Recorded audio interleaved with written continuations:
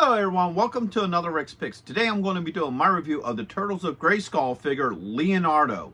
So what I'm going to do is I'm going to take a look at him in packaging. Now I'm going to take a look at the figure and its accessories. And then I'm going to give you my thoughts on him. Just remember, if you do like this video, go ahead and check out my Teenage Mutant Ninja Turtle playlist and my Masters of the Universe playlist. Also hit that like, share, and subscribe. They're all small clicks for you, but it really helps this channel grow. So without any further ado, let's get to the review.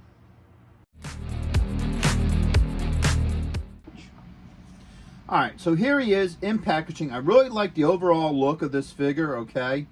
So first off, you got the Turtles of Grayskull logo, Leonardo. Up in the top corner, you see Leo with He-Man. Now what they do is, usually when it's at Heroes, they would have a hero from each line. So, for example, this is Leo and He-Man. If it was a villain, like, let's say Shredder, you might have like Shredder and Skeletor up in the corners. Just for an example. So they're doing the classic exploding rocks, but they color it different to kind of match up with the Turtles, which is really nice. Got Masters of the Universe here, Turtles here, okay, and then you can't really see it here, but they got the Mattel logo right under there as well. All right, spinning around to the back, you get, you know, what they're best known for, the really nice artwork, which I always love the art for all this. Masters of the Universe, Turtles. Now this is an international box. So the difference between the international is and the American ones is the American ones have more story stuff. So it would tell a little bit about the figure and so forth. Where the international just has this bubble here where it has the English and then multiple languages under it. Alright, this shows the play features for his weapons, other figures that are part of this line. And then you get your legal underneath. So, with all that being said, let's open him up and see what he's about. If you're going to be in the Philadelphia area from September 7th and 8th, then you got to check out RetroCon 2024 at the Philadelphia Expo Center. They have lots of great tables and vendors selling all sorts of retro action figures and collectibles. Plus, they have guests, arcade games, contests, panels, and much, much more. In honor of 40 years of Transformers, they will have a 40-year anniversary display stand that you could take pictures with.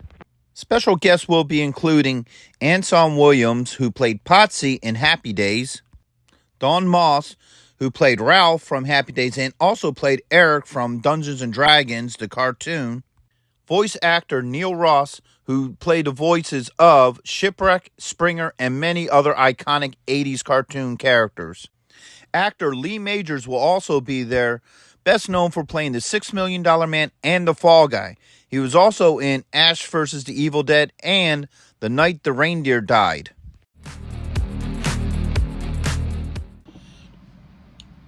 So here he is out of packaging. He's a really good looking figure. I like the attention to detail on him. So first off, let's give him the rotation. Alright. Now his body style is of the Masters of the Universe because these are part of, technically they're part of the Origin line. So their bodies are more designed like the Origin figures, which is really nice. So let's get up at close and personal. Let's look at some of these extra details. Now he has this L logo here, which is kind of similar to He-Man's, the original He-Man's chest piece. You got the, you know, the squares up here. You know, it says Leo there, and then, you know, with that one, what have you. This piece kind of reminds me of Skeletor's front piece. All right, and then in the back, he has this spot here where the shell shield hooks up. All right, these move. Okay, so that's most of the, you know, close-up details. I mean, for the most part, it looks like they're trying to go the whole samurai look with them, how this is set up and what have you. So let's start looking at his points of articulation. So the head does move. All right, you got a shoulder joint, an elbow joint. That elbow joint's a little tight, but it moves. All right, you got a wrist joint. Oops, there we go. Okay. You do have a torso joint.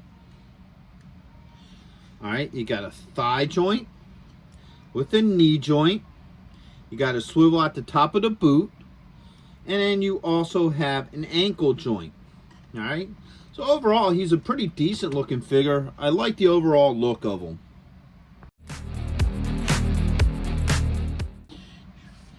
Alright, so now that we looked at the figure, let's look at his accessories. So first off, he comes with 2 shoulder pads. So he has 1,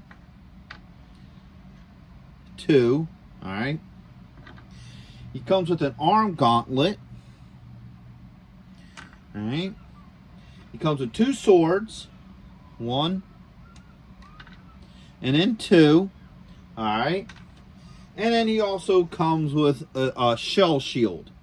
Alright. So now that we looked at everything, let's start putting this guy together. So first off, these come right up on here onto his shoulders. Gee, let's spin them around the other way.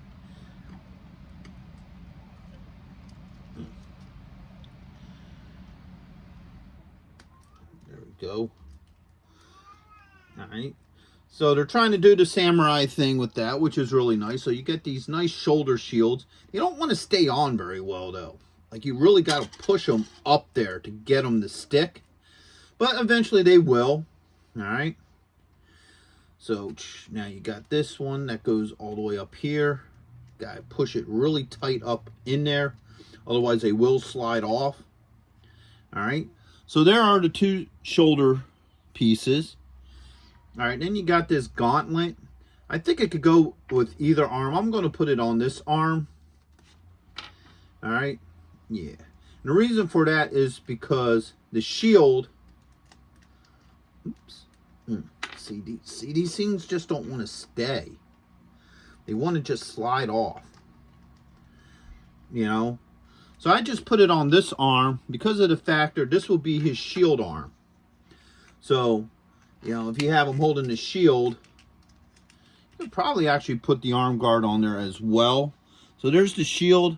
Clicks in there really nice. So let's try that real quick. Let's pop this hand off. Alright. Let's switch this around to the other arm. Because this is basically his defense arm. Alright. Now, anybody who knows anything about combat, sometimes in combat, they'd have a defense side where they have most of the armor to protect the one side, and then the other side would be an attack side. So usually they would have the weapon in one arm, the shield in the other, and then they'll protect like that. So okay, so that does work. The shield does fit in that hand nicely, no issues. Alright. Now with the shield, yeah, these 2 little plugs here, if you look here, they just plug into there. And with that, you get your more traditional turtle look. Because now you got, you know, the full shield shell on the back. Okay. Now, last but not least is the swords. Okay. Because Leonardo was always the turtle with the sword, so obviously they gave him the swords. Now, the swords, alright, come together as a power sword. Sort of similar like the old play feature with the original He-Man and Skeletor, to where He-Man had one side of the sword, Skeletor had the other, and then it became one sword. So first, we're going to look at these swords individually in his hands. Alright, they're really flimsy because they're a half sword. Alright.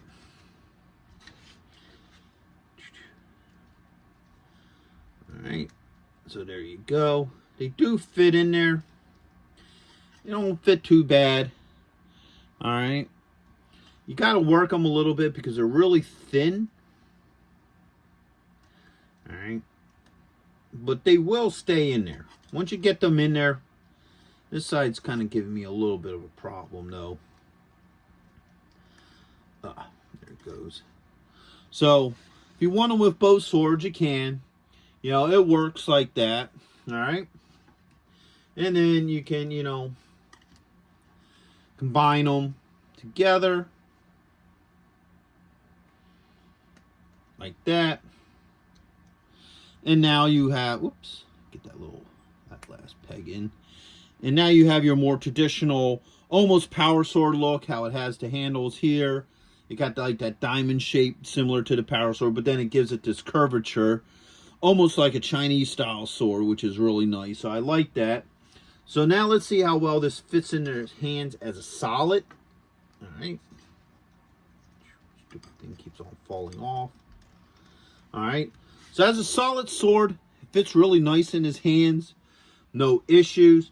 Now, you can put it in here. It's really tight. You got to work it a little bit. But it will fit back there, so you can also have him carry it. Now, when you have the sword split, you can only put one in there, unfortunately. Because they both won't go in there together when they're split, so you have to put them together for that to work. Now, just like any of the other Grayskull figures, he comes with a mini comic, alright? Now, because he's the international figure, there are no word bubbles in the comic. So if you look at the comic here, you know, you won't see any word bubbles. That's just something that they do with the international ones. I guess it's just too hard to put multilingual bubbles in there, so they just don't put them in. If you do get the American versions, you will have the bubbles, and then you can follow the storyline with that. But the artwork's really nice. Overall, I like the books. And then, of course, on the back, you have all the figures of that wave.